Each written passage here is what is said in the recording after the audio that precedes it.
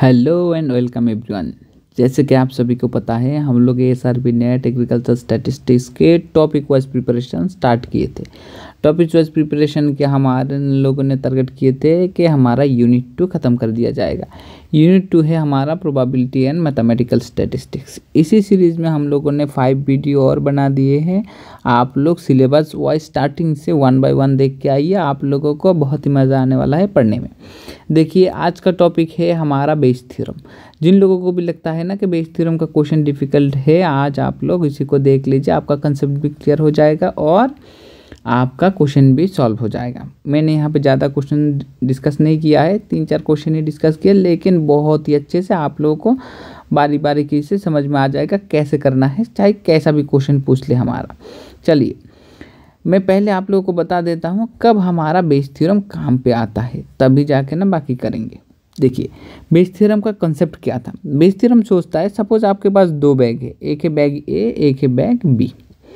और बैग ए और bag B में देखिए, बैग ए में आपके पास 4 रेड बॉल और 3 ग्रीन बॉल है, और यहाँ पे बैग बी पे आपके पास 3 रेड बॉल और 2 ग्रीन बॉल है।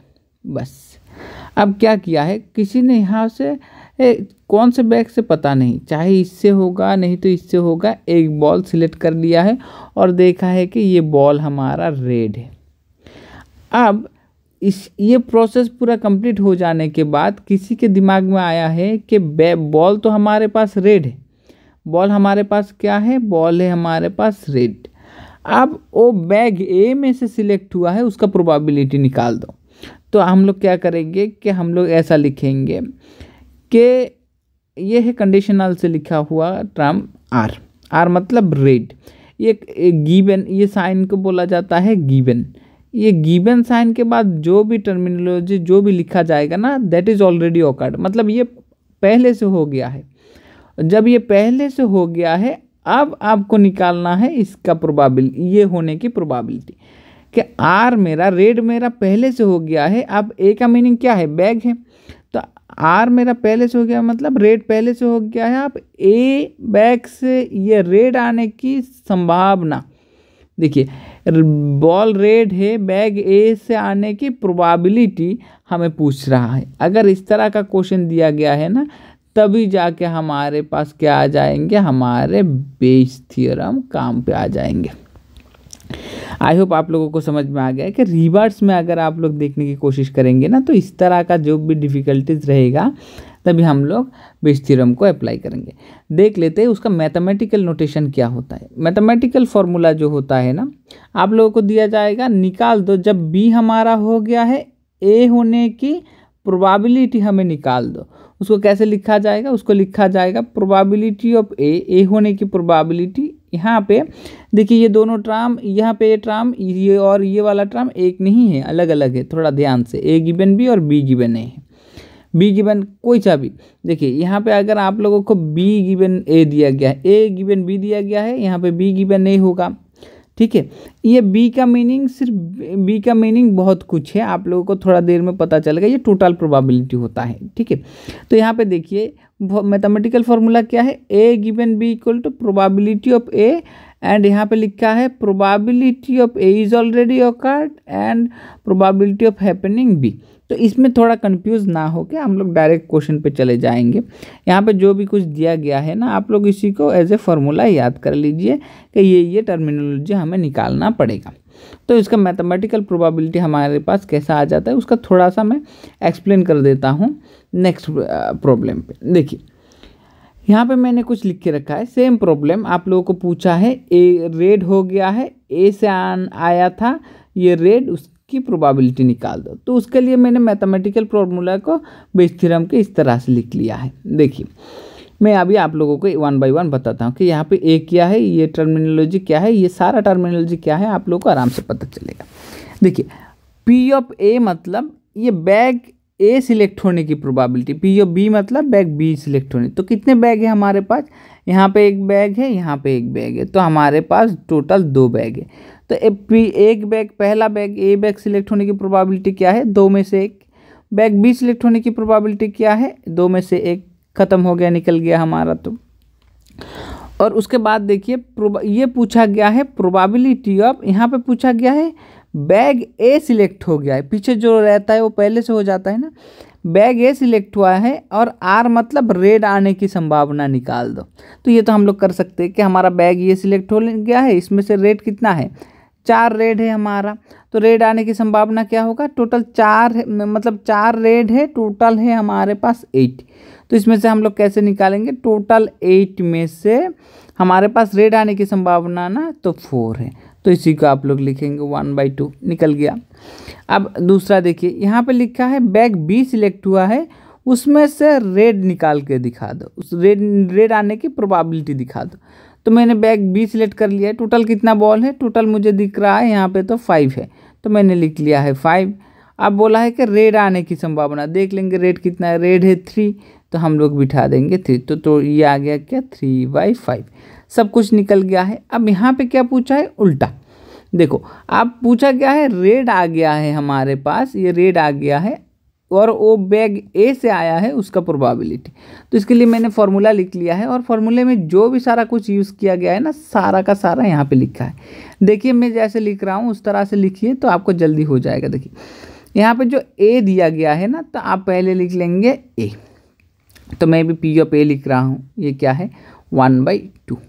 अब ये ए होने के बाद आप यहाँ पे ऊपर में कौन सा वाला टर्म लिखेंगे कि यहाँ पे जिसमें ए से जुड़ा हुआ टर्म आपने निकाले थे ना, उसी को लिखेंगे। तो आप लिख लेंगे ये क्या है, ये है 1/2, ये वाला रिजल्ट। अब नीचे क्या लिखेंगे, नीचे ठीक इस तरह से निकालिए कि ऊपर आपने जो दोनों लिख दिया है ना, ये दोनों ही यहाँ पे है, तो आप ये दोनों को लिख दीजिए 1/2 × 1/2। अब उसके बाद बी आने की संभावना क्या था 1/2, और रिमेनिंग जो 2 है ना वो यहाँ पे मल्टीप्लाई हो जाता, और यहाँ पे सेकंड वाला टर्म क्या हो जाएगा 3/5। बस इसी को कैलकुलेट करने से आपका आंसर चला आएगा। देखिए थोड़ा सा अच्छे से, जिसको निकालने के लिए बोलेंगे उसको ऊपर भी लिखेंगे, और नीचे हमारा प्रोबेबिलिटी है तो नीचे सम ऑफ प्रोबेबिलिटी होता है ना, तो ऊपर वाला तो नीचे एज इट इज़ बैठ जाएगा, ये वाला नीचे बैठ जाएगा, और पीछे जो रहेगा ना, पीछे अगर ऐसा और भी 2 और भी 3 कलर का रेड रहता ना, तो ये प्लस प्लस करके यहाँ पे पीछे ऐड होता जाता। तो इस तरह से हम लोग कैलकुलेट को बेसिकली कैलकुलेट करेंगे। आई होप आप लोगों को समझ में आ गया है कि बेस थ्योरम से प्रॉब्लम कैसे सॉल्व किया जाता है। तो देखिए यहाँ पे हमारा पहला क्वेश्चन थोड़ा सा अच्छे से सॉरी, देखिए आपको दिया गया है a farm has 3 types of crop, 3 तरह के क्रॉप है। वीट दिया गया है 50%, राइस दिया गया है, एंड दिया गया है कॉर्न आपका 20%। तो हम लोग ऐसे लिख लेंगे, इसी को आप लोग ना ए बी और सी से लिख लो, ठीक है। तो मेरा P of A, probability of A क्या दिया गया है 50% होने का क्या मतलब है, 50% होने का मतलब है कि 50 को 100 से डिवाइड कर दो तो आपका 1/2 रहेगा, ठीक है। इस तरह से भी लिख सकते हो, नहीं तो 0.5 रहेगा, लिख लो कोई दिक्कत नहीं। अब राइस को हम लोगों ने क्या पकड़ लिया है, राइस को पकड़ लिया है बी, तो हमारा क्या रहेगा 30%, मतलब अब 0.50 और 30% में आपका क्या आ जाएगा, 30% में आपका आ जाएगा 0.30 डिवाइडेड बाई 100 बेसिकली 0.30, ठीक है 0.30। और पी ऑफ सी में आपका क्या आ जाएगा, परसेंट मतलब कॉर्न जो है उसमें आपका आ जाएगा 0.20, मैं वैल्यू को लिख रहा हूँ। और पास ही हम लोग क्या लिख देंगे, अब बोला गया है कि ये 3 तरह के क्रॉप है, the probability of disease occurrence in this crop, in this crop मतलब ए बी सी में, तो आपको एक के बाद एक दिया गया है, तो आप इसको कैसे लिखेंगे डिजीज ऑकरेंस। अब आपका जब देखिए इसको इस तरह से लिखना पड़ेगा कि डिजीज ऑकरेंस, जब भी डिजीज होता है ना, तो आपको ए से होता है disease occurrence in this crop लिखा है ना, तो क्रॉप ए क्रॉप बी क्रॉप सी सेम ऑर्डर में रहेगा, पहले जैसे ए बी सी था अभी ए बी सी है। तो जब आपका ए सिलेक्ट हो जाएगा मतलब वीट सिलेक्ट हो जाएगा, उसमें डिफेक्टिव होने की प्रोबेबिलिटी 0.2। और दूसरा दिया गया है जब भी आपका प्रोबेबिलिटी ऑफ ये बी सिलेक्ट हो जाएगा मतलब आपका राइस सिलेक्ट हो जाएगा, और डिफेक्टिव होने की प्रोबेबिलिटी दिया गया है 0.3, तो आप लिख लेंगे 0.3। अब जब भी आपका यहाँ पे कॉर्न दिया गया है ना, प्रोबेबिलिटी ऑफ डिफेक्टिव होगा कॉर्न होगा, मतलब कॉर्न सिलेक्ट होएगा तो डिफेक्टिव होने की प्रोबेबिलिटी आपको दिया गया है 0.4, 0.4। अब इसमें क्या लिखा है, if the crop is found to be disease, तो आपका डिजीज और डिफेक्टिव है कि क्या दिखा गया है कि क्रॉप हमारा डिजीज है, तो हम लोग लिख लेंगे कि ऑलरेडी डिजीज है। अब what is the probability that it is rice, आपको पूछा है कि ये राइस में से आया है, उसका प्रोबेबिलिटी निकाल दो। तो हमें तो ऑलरेडी डिजीज मिल गया है। अब राइस का सिंबल क्या दिया गया है, बी, तो इसी में से आया है, उसका पी मतलब प्रोबेबिलिटी निकाल के दिखा दो। तो इसके लिए फॉर्मूला क्या बन जाएगा, ये हमें निकालने के लिए दिया गया है। तो हम लोग लिखेंगे बी से जुड़ा हुआ टर्म ऊपर लिख देंगे, बी से जुड़ा हुआ टर्म ये है, ऊपर लिख दो, P of B into P of अब डी गिवन बी, बस हो गया।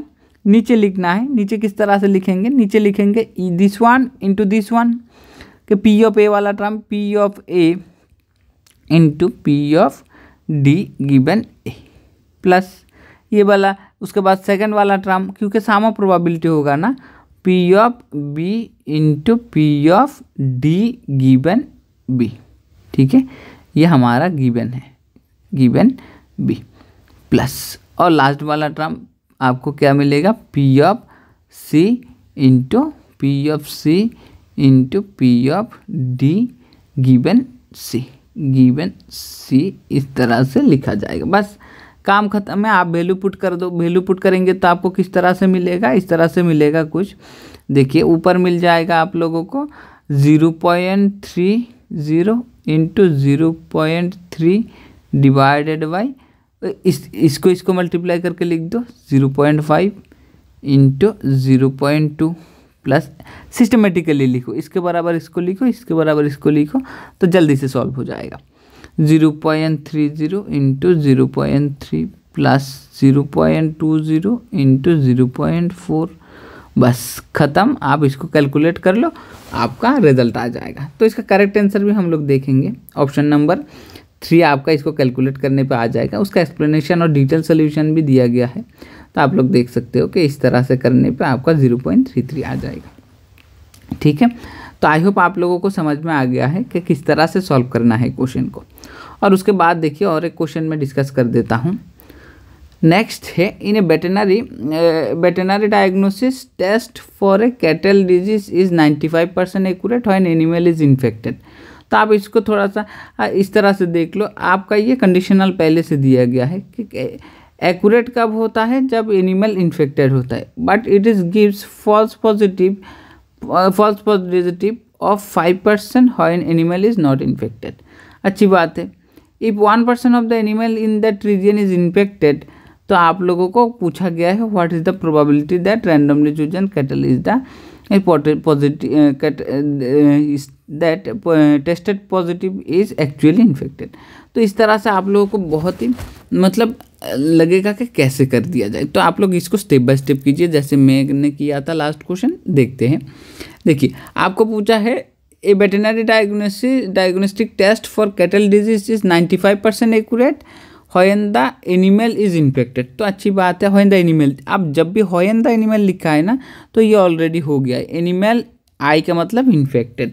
अब ये एक्यूरेट मतलब पॉजिटिवली एक्यूरेट, ठीक है, तो ये पॉजिटिव भी सोच सकते हैं आप।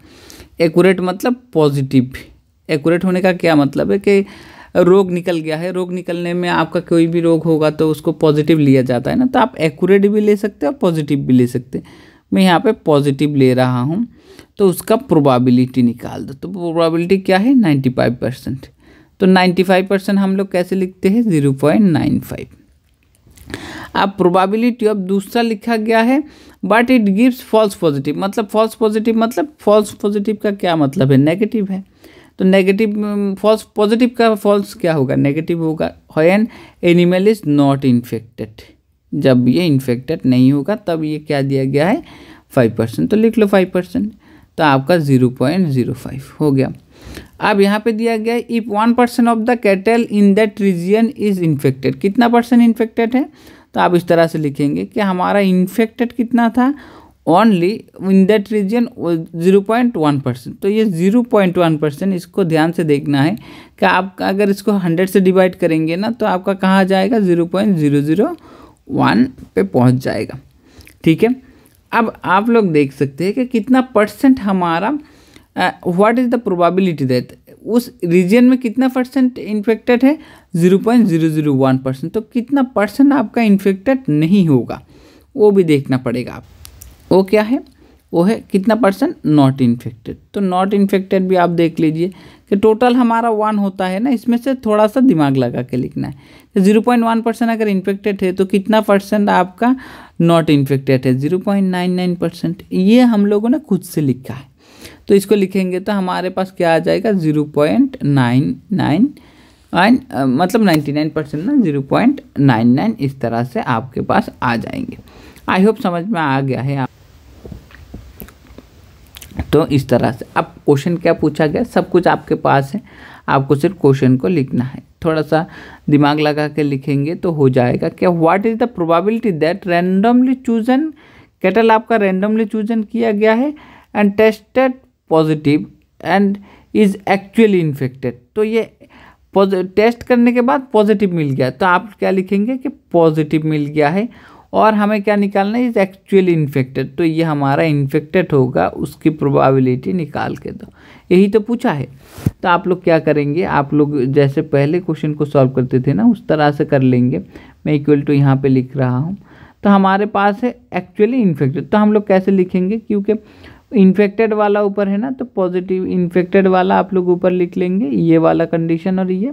तो P of A into P of P given I, और नीचे क्या लिखेंगे, पहले ये दोनों को लिख लीजिए, उसके बाद इन दोनों को इंटू करके प्लस कर दीजिए, इजी रहेगा। तो हमारे पास मैं अगर लिखूं तो पी ऑफ ऊपर वाला जो लिखा है उसी को लिख देंगे, दो होगा तो लिखने में बड़े इजी आसान रहता है, plus probability of not infected into probability of, यहाँ पे रहेगा not infected given not negative और नॉट इन्फेक्टेड। बस इसी को सब्स्टिट्यूट कर दीजिए, सब के सब वैल्यू आपके पास है, तो आपका आंसर निकल जाएगा। क्वेश्चन को पढ़ के निकालना पड़ेगा, चाहे आप लोग जैसा भी सोचो ना, क्वेश्चन तो इस तरह का ही आएगा, आप उसको टाल नहीं सकते, आप उसको ध्यान से समझिए और इसी को करना ही पड़ेगा। एक क्वेश्चन छूट जाना मतलब आप लोग बहुत रोल नंबर से पीछे आ जाओगे, तो छोड़ना नहीं है। इजी क्वेश्चन है, मैंने जैसे बोला है उस तरह के प्रोसेस को फॉलो करो। नहीं आ रहा है कमेंट में बताओ, मैं आप लोगों को सॉल्व करके दूंगा, ठीक है। आई होप आप लोगों को समझ में आ गया है। तो मेरा ये इसका एक्सप्लेनेशन भी है। और थर्ड क्वेश्चन जो दिया गया है ना, आप लोग आपसे ही दिमाग लगा के इस क्वेश्चन को सॉल्व करेंगे और करके मुझे कमेंट सेक्शन में इसका आंसर बता देंगे। आई होप आप लोगों को वीडियो समझ में आया है। मैं और डिस्कस नहीं करता हूँ, क्योंकि यहाँ पे डायरेक्ट ABC से दिया गया था, एकदम ही A नंबर क्वेश्चन की तरह आप लोग इसी को सॉल्व कर सकते हैं। तो अगर आपको इस क्वेश्चन का आंसर आता है, सॉल्व कर पाते हैं, तो कमेंट सेक्शन में ज़रूर बताइए। Thank you for watching.